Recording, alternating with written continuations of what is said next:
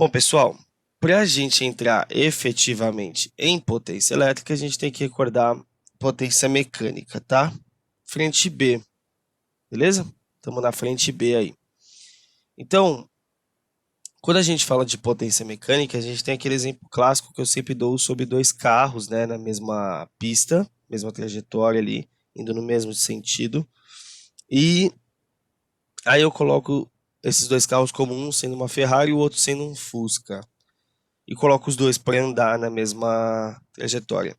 A pergunta que eu faço para vocês é: quem termina os 100 metros antes, a Ferrari ou o Fusca?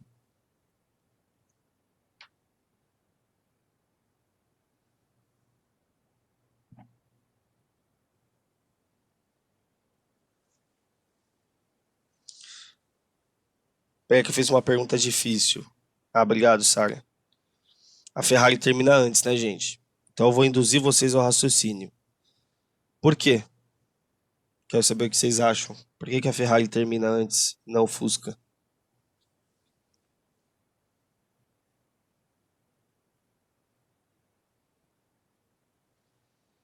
Porque tem mais potência que o Fusca, ou cavalo, vapor. Tem um motor mais potente, beleza. Agora eu vou fazer outra pergunta. O que significa ela ser mais potente, fisicamente falando?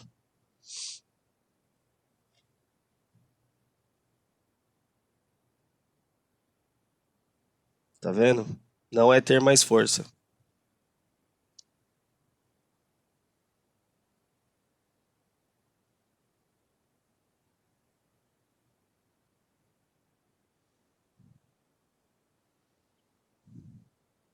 Não é ter mais energia, Giovana.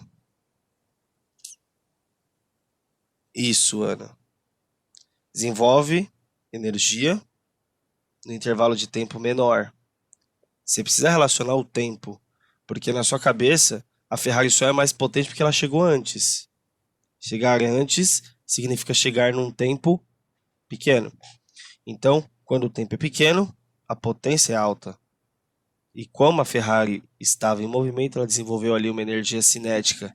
Então, quando você fala de potência, você sempre tem que relacionar energia e tempo. E o tempo tem que estar embaixo na equação, porque quanto menor for o tempo, maior é a potência. Tá claro para todo mundo isso? Beleza.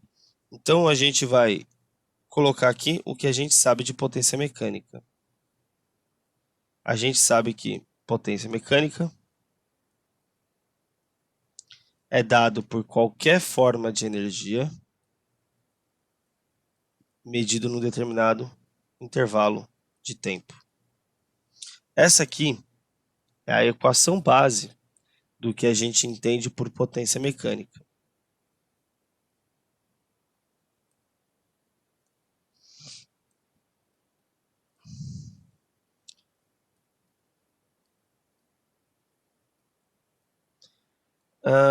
Na apostila de vocês eu não tenho certeza, mas eu sei que em alguns livros didáticos vocês podem encontrar no lugar desse E de energia trabalho. Só um minuto, galera. Eu tô bem ruim do nariz hoje, gente. Então, pode perceber que eu tô até meio fanho. E às vezes vem umas vontades loucas de espirrar. Peço desculpas aí. Bom, então, trabalho e energia tá ali, mesma coisa, né? Potência mecânica, não é mecânico, é mecânica. Escrevi errado aqui. É dado por esse raciocínio. Por que que isso aqui é importante? Porque a partir do momento que você entende o porquê que isso aqui é potência mecânica, você consegue pensar na potência elétrica. Essa potência é chamada de potência mecânica porque a energia que você relaciona ali, ou o trabalho, mas vamos falar de energia que é mais fácil, são energias que somadas resultam na energia mecânica, né? Que é energia potencial elástica, potencial gravitacional e energia cinética. Então, por isso que essa potência desenvolvida é desenvolvida através de uma energia mecânica, tá? Agora, essa potência pode ser de outro tipo? Pode. Se eu troco energia mecânica por energia elétrica. Ah, tem um outro tipo? Tem a potência térmica. Se eu troco energia mecânica e energia elétrica por energia térmica, por quantidade de calor. Então, o que manda é a energia relacionada com o tempo. Portanto, na sua casa, na sua residência, você normalmente recebe a conta de energia no que eu vou falar agora aqui. Recordando um pouquinho das unidades de medida, a potência é dada em watts, no SI, tá bom? Porém, na sua continha de energia de casa, pode aparecer também quilowatt. Eu acho que todo mundo lembra que quilo é 1000, representa 1000 daquilo lá. Então, aqui nós temos 1 quilowatt como sendo 1000 watts, tá bom? Então, as questões de vestibular, muitas vezes vão trazer a potência elétrica, até mecânica, tá, gente? Mas mais elétrica, isso daqui porque é contextualizado, tá no seu contexto diário, tá bom? Isso aqui aparece muito na sua continha de energia. O que mandaram aqui? Nada, tá, beleza. Então, cuidado, tá? Com essa conversãozinha. O tempo, acho que é de praxe para todos que o tempo no SI é segundos, tá bom? Mas, pelo mesmo motivo da potência, você pode encontrar esse tempo em horas, tá? Porque também tem a ver com o seu contexto diário. Então, se eu te perguntar como fica a energia, a unidade de energia contextualizada do seu dia a dia, o que você falaria para mim? Energia você sabe que é joule, certo? Mas eu quero que você escreva ela em função de potência e tempo. Como que fica a unidade de energia? Não é quilowatt por hora. Raso. Toma cuidado. Mais alguém?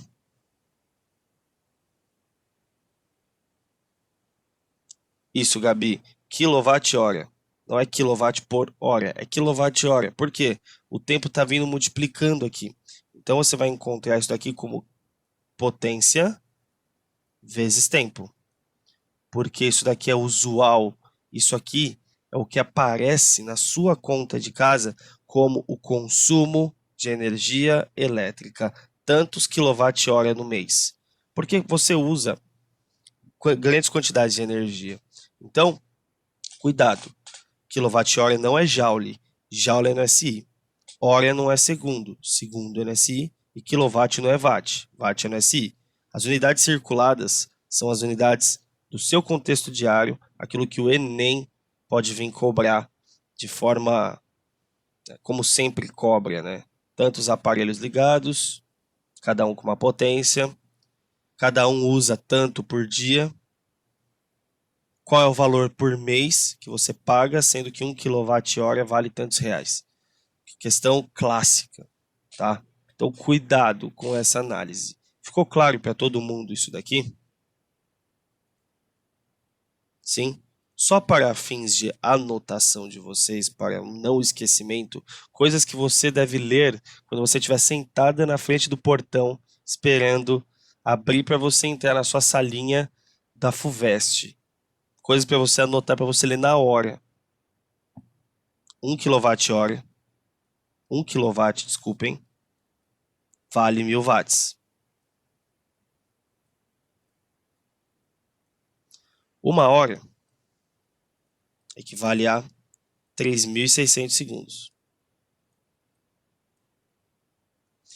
Então, quando você junta essas duas coisas para falar de energia, que no SI é dado em joule vezes segundo, e no seu contexto diário seria dado em quilowatt-hora,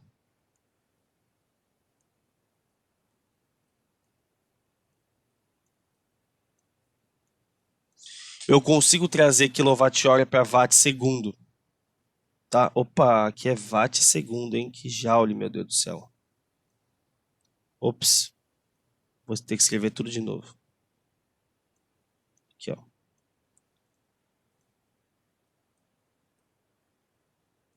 Watt vezes segundo, né? Unidade de energia, que é a potência vezes tempo. Para você converter isso, você faz de forma rápida olhando a unidade. Vamos supor que ele te dê, sei lá, 100 kWh. Esquece o 100. O 100 vai multiplicar a unidade de medida. A unidade de medida não é quilowatt? Então são 1000 watts aqui, 10 a terceira. E uma hora? Não são 3.600 segundos? 36 vezes 10 ao quadrado. Então você pode juntar essas coisas. Opa, segundo. E falar assim, bom, então se eu quero passar direto quilowatt-hora para watt segundo, eu tenho um fator aqui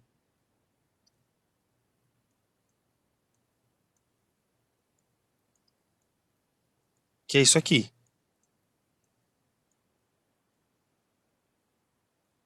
Ó, 3.610 a sexta, 3.6 milhões watt vezes segundo. Precisou converter na hora? Olha a unidade de medida, mete aqui no quilowatt 1000 para transformar para watt e 36 vezes 10 ao quadrado para segundo. Então vai passar a hora para segundo. E aí você mata essa questão de unidade de medida, que é o que pode fazer você errar num Enem, por exemplo.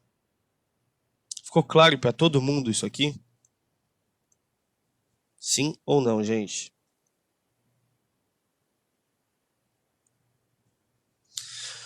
Beleza, isso é tudo que você tinha que lembrar para entrar em potência elétrica. O que eu acabei de falar de quilowatt, hora, watt segundo, vai usar muito em potência elétrica, mas muito mesmo. Então, como que a gente vai transformar essa potência mecânica em potência elétrica? A gente vai pensar na parte mais elementar e mais fundamental que você estudou de eletricidade, tá? Quando eu falo mais elementar e mais fundamental, eu falo da primeira coisa que você estudou. Vocês lembram qual que foi a primeira coisa que vocês estudaram em eletricidade? Você aprendeu a definir o quê?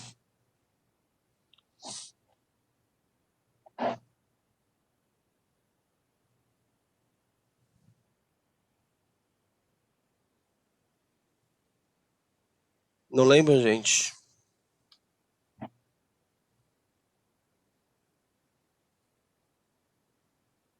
Isso, Giovana, a gente falou dos modelos atômicos, porque a partir do momento que você entendeu o que são partículas elementares, você entendeu a definição de carga elementar. E aí você falou, então eu sei calcular uma quantidade de carga. Então o que eu vou fazer aqui? Eu vou multiplicar a potência mecânica pela parte mais fundamental e elementar do nosso estudo de eletricidade, que é a quantidade de carga. Só que isso é uma fração. Tudo que eu faço em cima, eu faço embaixo. Então multiplica por quantidade de carga em cima e embaixo. Tudo bem? Aí não vai me falar assim, agora corta. Corta, porque aí você volta no que você tinha e não adiantou nada. Né? Então não corta nada. Eu sei que a mão coça para falar assim, manda embora. Não, você está colocando aí para que você possa entender o que vai acontecer. Agora, nesse exato momento, a gente vai fazer uma troca. A ordem do fator não altera o produto, porque numa fração, o de cima multiplica o de cima e o de baixo multiplica o de baixo. Então eu vou trocar de lugar. Só isso. Eu vou jogar o tempo no lugar da carga e a carga no lugar do tempo. Ok? Minha equação de potência, ela fica escrita da seguinte forma. Potência vai ser energia por carga vezes carga por tempo. Pronto, aí a mágica aconteceu aqui, né? A mágica ocorreu.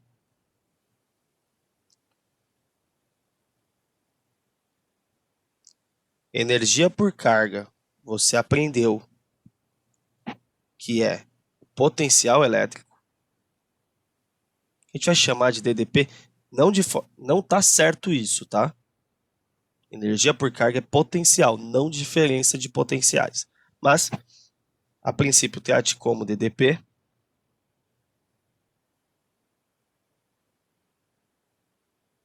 E carga por tempo, você aprendeu também com medida de corrente elétrica. Pronto, então da potência mecânica, você relacionou energia por tempo, desculpe, energia por carga e carga por tempo. Daí surgem dois conceitos elétricos que são DDP e corrente elétrica. E aí você conclui que a equação central de potência elétrica é U vezes I.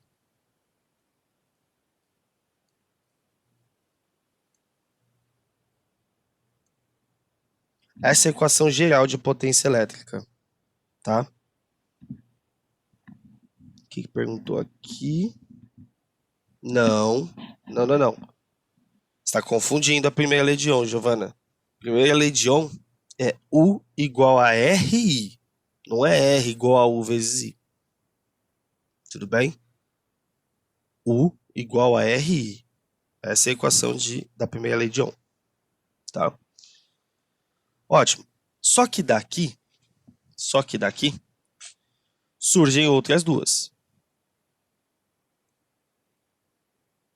Né? Por quê? Pelo que a Giovana acabou de falar. A DDP não é igual a R vezes I, U é igual a RI. Então, no lugar do U, você pode jogar RI. Quando você joga, vai ficar potência igual a R vezes I vezes I. Então, você cai numa segunda equação de potência, que é essa aqui. P igual a R vezes o I ao quadrado. E a terceira equação de potência também deriva desta. Se a gente pegar de novo a equação da primeira lei de Ohm, que é U igual a RI, se a gente isolar o I, vai ficar U sobre R. Então, se a gente joga U sobre R no lugar do I, vai ficar P igual a U vezes U sobre R. Então, P igual a U quadrado sobre R.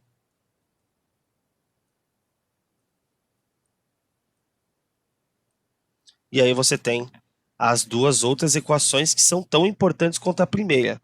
Por que eu dei o maior destaque na primeira? Porque a partir dela você chega nas duas. Se você esquece da primeira, você não consegue chegar nas duas. Mas a partir dela você consegue. Então, só juntar ela com a primeira lei de Ohm. Tudo bem? Então, o que está subentendido aqui é que fizemos as substituições de U e depois de I dentro da lei de Ohm escrita de duas formas. A forma tradicional, U é igual a RI, e isolando I, que é igual a U por R. Né? A partir dessas duas formas escritas da primeira lei de Ohm, a gente chegou nessas duas equações de potência elétrica. Sim ou não, galera? Preciso saber de vocês aí, vocês estão conseguindo acompanhar? Sim?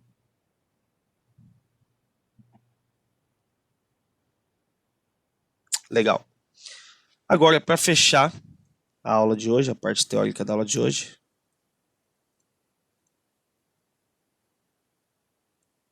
para fechar, as potências escritas no gerador e no receptor, né? Que aí vem disso aqui, é bem tranquilo. Se você já entendeu até aqui, agora vai ficar de boa, tá? Vamos começar pelo gerador.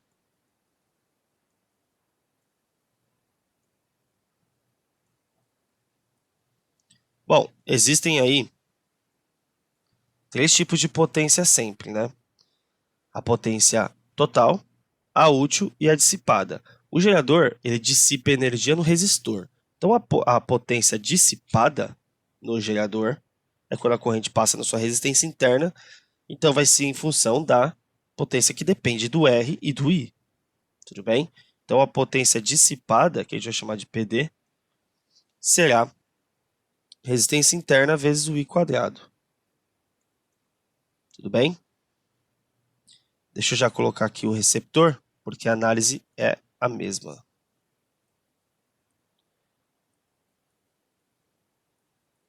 No receptor, mesma coisa. Mesma coisa. A potência dissipada também vai estar aqui. Só que em vez de ser RR', né? Bom, Beleza, agora falta duas potências, a útil e a total. Eu acho mais fácil pensar primeiro na útil, beleza?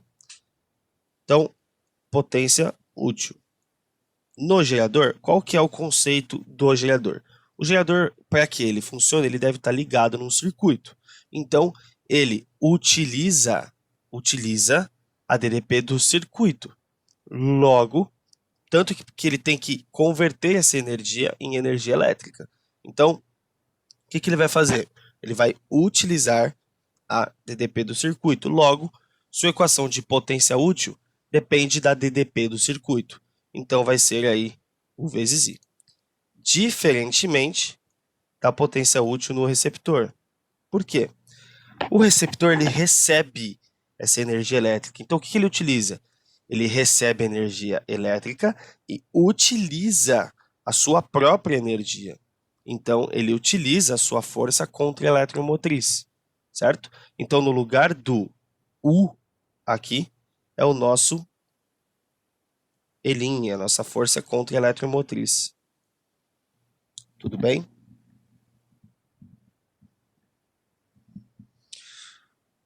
Falta a potência total.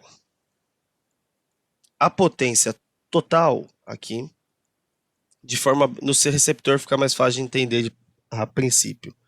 Bom, se a potência útil do receptor, ela depende ali do que ele utiliza, que é a sua força eletromotriz, a potência total dele ali é vezes, tá? Parecia um menos aqui, é vezes. Calma aí que eu já retomo o raciocínio, gente.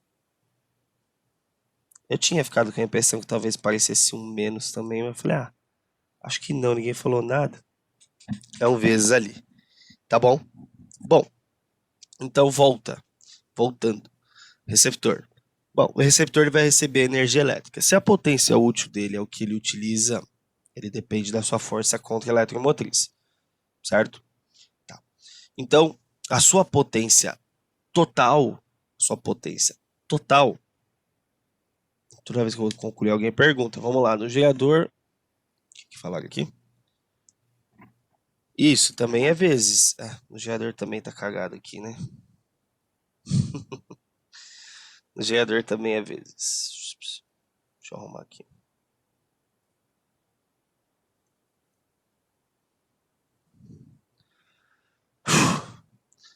Quer saber, para ficar mais fácil, ó? Já que alguém pode perguntar logo de cara, vou vir aqui já, que fica mais de boa. Olha só, o que eu estou falando para vocês está aqui exemplificado, tá bom? Como gerador receptor, que eu coloquei aqui assim, tá bom? Comecei pela potência dissipada, veja que a potência dissipada nos dois é a mesma coisa, depende da resistência interna e da corrente, porque é ali que perde energia, certo? Quando a gente fala da potência útil, a gente está falando realmente no gerador daquela DDP no circuito, né? U vezes I, aqui. E já na potência útil do receptor, aqui. Ok? Sua força contra-eletromotriz. Por que eu falei que é mais fácil começar do receptor? Com o desenho fica mais fácil de entender, ó, porque ele não está recebendo energia elétrica. Aí ele perde na forma de calor e usa uma parte. Esse recebimento para o receptor depende da DDP, depende do circuito que ele está ligado. Então, quando a gente fala aqui para o receptor, a equação de potência total é aquela potência que vem como potência elétrica do circuito. Então, U vezes I. Agora, inverte esse raciocínio. O gerador ele não está convertendo para a energia elétrica. Então, a potência total que ele tem é aquela potência que ele consegue desenvolver. Então, depende da força eletromotriz dele. Então, fica E vezes I. Tudo bem? Se você sempre for fazendo esse jogo de rebater conceito de gerador para receptor invertendo e usar os conceitos que você sabe de resistência, DDP, corrente, você mata aqui as equaçõezinhas, tá bom? Então são sempre três. Sempre três. Como é que elas se relacionam? De forma bem tranquila. Assim, né? A potência total obviamente, é o que eu utilizo, mais o quanto eu perco. É o que eu dissipo mais o que eu utilizo. Tá aqui. Tudo bem, gente? Sim?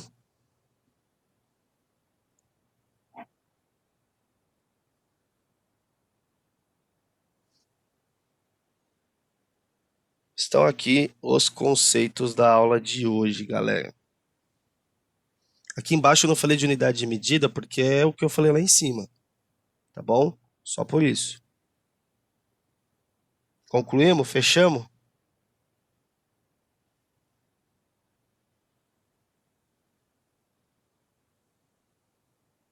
Bom, então é isso, galera. Hoje a gente fica por aqui, tá bom?